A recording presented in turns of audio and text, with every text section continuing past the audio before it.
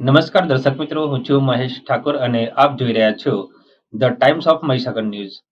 નજર કરીએ આજના મહત્વના ઓડ શહેરમાં તળપદા સમાજ દ્વારા અયોધ્યા રામ મંદિર પ્રાણ પ્રતિષ્ઠા મહોત્સવ અંતર્ગત ઉજવણી.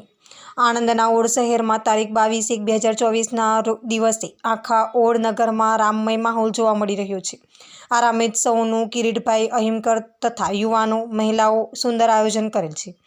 તળપદા સમાજે બાઇક રેલીનું આયોજન કરેલ. ઓડ શહેરમાં સવારથી જ મંદિરોમાં તથા દરેક જગ્યાએ દર્શનાર્થીઓની ભીડ જોવા મળી. દરેક વિસ્તાર, મંદિરો તથા ઘરોમાં ધામધૂમ હર્ષ ઉલ્લાસપૂર્વક અયોધ્યા રામ મંદિર પ્રાણ પ્રતિષ્ઠા મહોત્સવ અંતર્ગત ઉજવણી કરવામાં આવી. રામ હિન્દુ ધર્મમાં એક પ્રમુખ દેવતા છે. તે વિષ્ણુનો 7મો અને સૌથી લોકપ્રિય અવતાર છે. હિન્દુ ધર્મની રામકેન્દ્રી પરંપરાઓમાં તેમને સર્વોચ્ચ પરમ અસ્તિત્વ માનવામાં આવે છે. કૌશલ સામ્રાજ્યની રાજધાની અયોધ્યામાં કૌશલ્યા અને દશરથને ત્યાં રામનો જન્મ થયો હતો. તેમના ભાઈ બહેનોમાં લક્ષ્મણ, ભરત અને શત્રુઘ્નનો સમાવેશ થયો છે.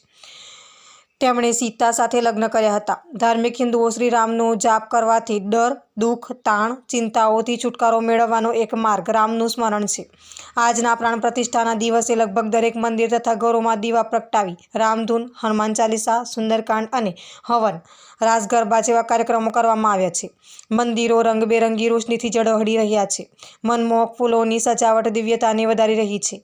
મંદિરોમાં ભજન કીર્તનનું આયોજન કરવામાં આવ્યું. અક્ષત કળશની પૂજા, મહાઆરતી, મહાપ્રસાદી, અસંખ્ય દીપ પ્રાગટ્ય કરવામાં આવ્યું. આપના વિસ્તારના પળે-પળના સમાચાર જોવા માટે અમારી channel the Times of Mahisagar ન્યૂઝને લાઇક, શેર અને સબસ્ક્રાઇબ કરો.